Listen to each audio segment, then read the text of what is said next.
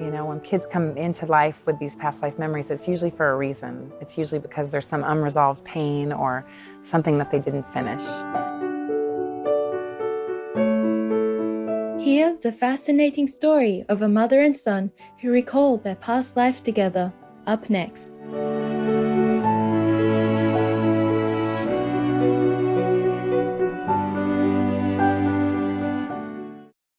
Treasured friends, today we are honored to present part 2 of a 2-part series entitled Remembering Past Lives, Baseball Prodigy Christian Haupt, with Miss Solange Mora from Samara in Nicoya, Costa Rica. Miss Mora has a love of education and many years of experience in teaching children and the disabled. She has a bachelor's degree in the art of education from the National University of Costa Rica and certifications in Braille and early childhood development. In Costa Rica, she worked with blind high school students and adults at the Helen Keller Institute and helped them to be more independent.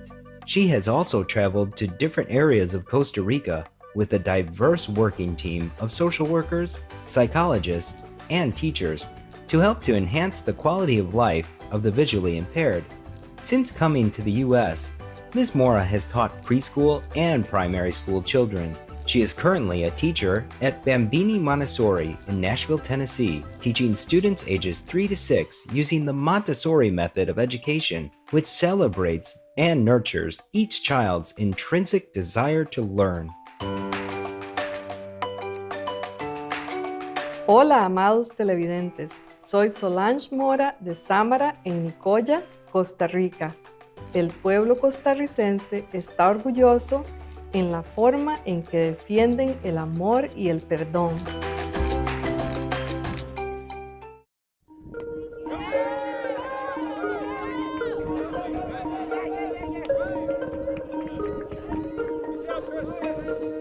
En el programa de hoy continuaremos aprendiendo acerca de Christian Haupt, el niño prodigio jugador de béisbol, quien recordaba que en su vida pasada era el muy admirado primera base de los Yankees de Nueva York, Lou Gehrig. En el programa de hoy, la madre de Christian, Kathy Bird, explica qué sucede con un niño que puede tener recuerdos de una vida pasada, cómo afectan estos recuerdos al niño a medida que crece, y qué consejo tiene ella para otros padres con niños así. So there is a pattern with these children who recall past life memories. There's a high incidence of boys versus girls. And there's also a pattern between the lives that are remembered are generally lives that were cut short, either due to illness or accidents, kind of a traumatic death. It's a life that's unfinished. You know, almost when you wake up from a dream and you go back and you start dreaming the same dream. And really, when you look at it, this amnesia that we're born with is such a gift because we can go into this lifetime unencumbered by memories of a past lifetime, right? So now that Christian's 9 years old, he's very much, you know, himself. When we go to his baseball tournaments, we're not saying like, go Lou Gehrig, you know, like it's not something we think about every day. It's something that's sacred to us and important and special, but it doesn't interfere with his ability to live his life in this lifetime. One of the big messages is to listen to our children, and children have so much wisdom that I feel sometimes we get further away from as we get older. So I really encourage parents to listen to what kids are saying. That was the biggest thing that Carol Bowman and Jim Tucker taught me, was not to be scared by it, not to be dismissive, but just to let the children speak and not to be probing them. That's the last thing you want to do, is start fishing for details, but just listening and asking objective questions and letting it come out so they're not embarrassed and they're not ashamed. And it does provide closure and healing. You know, when kids come into life with these past life memories, it's usually for a reason. It's usually because there's some unresolved pain or something that they didn't finish. Cuando Christian era un niño, le dijo a Kathy que ella también fue su madre cuando él fue Lou Gehrig. Además, dijo que mientras él estaba en el cielo, eligió a Kathy para ser su madre. ¿Por qué Lou y Cristina deciden regresar al mundo como madre e hijo? So one of the questions he asked me when I was under hypnosis was, what was the purpose of Lou and Christina coming back in this lifetime as you and Christian? And the answer that I gave was to relive the good times. So it was really an amazing message, because if we look at it as like, okay, we choose to come into this world, we choose our parents, we want to be in these physical bodies so that we can enjoy the pleasures of life, right? The things that if you're in spirit form, you can't eat an ice cream cone or swim in the ocean or hold the hand of a child, you know, these physical sensations, you know, loving people, connecting with people. So it really kind of changes my view on life in general, and life is a choice. Tomaremos un momento para agradecer a la divinidad por nuestra vida aquí en la tierra. Volveremos justo después de este mensaje.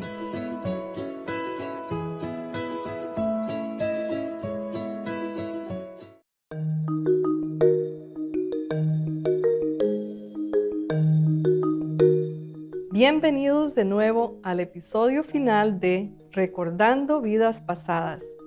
El prodigio del béisbol Christian Haupt, mientras continuamos nuestra charla con Christian Haupt y su madre Kathy Baird. La señora Baird recientemente escribió un libro titulado El chico que sabía demasiado, acerca de los recuerdos de la vida pasada de su hijo y el viaje espiritual que siguió. ¿Cuáles son los mensajes principales en este libro? So really the themes in the book are listening to our children, following our intuition, and really enjoying each day that we're blessed with. And the thing that really drove me to write the book was this message of unity, the fact that our souls survive death, and that love can surpass one lifetime. So really, if we can begin to see each other as souls within a body, rather than as these bodies that we physically represent, we can really have a lot more compassion for each other and really less judgment. And I think that's really something that's needed in the world today. The main reason of the book is to make other people be nice to other people, no matter what color of skin they have, whether if they have a disabled body, and you should just be nice to other people. And I was afraid, you know, I didn't want people making fun of him at school and saying, oh, you think you were someone else, you're crazy. But I've been shockingly and amazingly surprised that everyone has been very lovely about it. We've made it very clear that our message is not to convince people of reincarnation. Really what came through this whole experience, and everyone that reads my book really gets it, is what came through is proof that our souls survive death. You know, and really the message in the book is that love can surpass one lifetime. And so that's really what inspired me to write the book. And even Christian and Charlotte are on board with the message. They know that we did it for a bigger reason, bigger than ourselves. And if people do make fun of us, it's okay. You know, we know that, you know, we're doing our job to just get the story out there and the message for the higher good.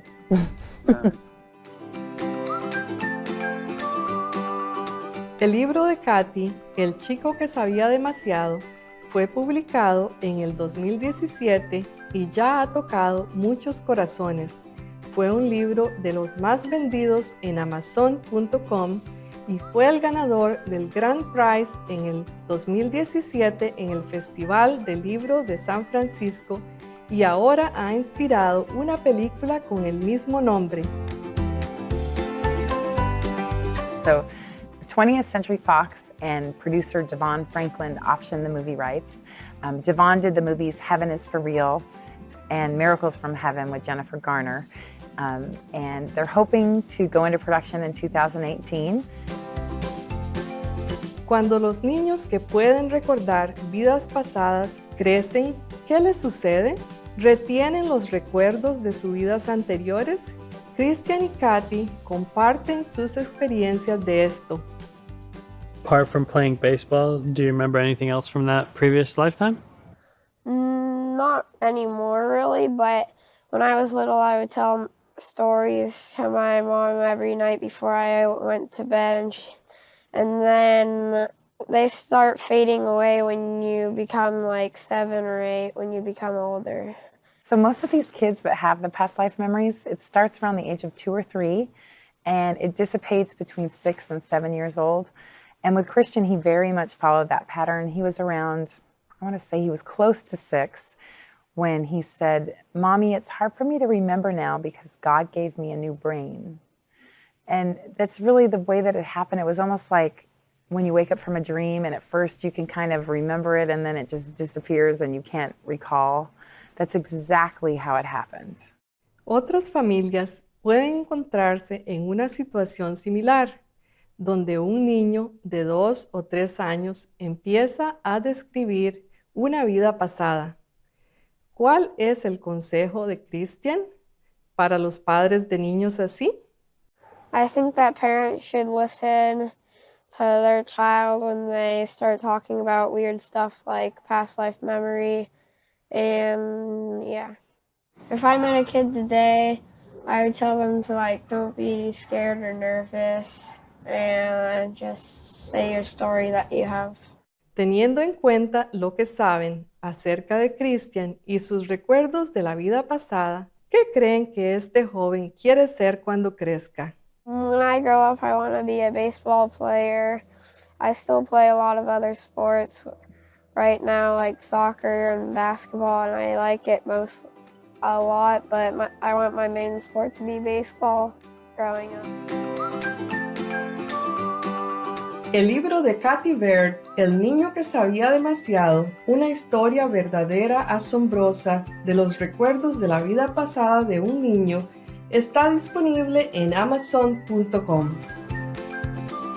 Iluminados televidentes, gracias por su compañía hoy para el episodio final de Recordando Vidas Pasadas, el prodigio del béisbol Christian Haupt. A continuación sigue Alimentos Pacíficos y Amorosos, parte 5 de 6 en Entre la Maestra y los Discípulos. Que sus vidas estén llenas de dicha, en tanto cumplen la misión de su vida con sabiduría y nobleza. Enlightened viewers, thank you for your company today for the concluding episode of Remembering Past Life, Baseball Prodigy Christian Haupt.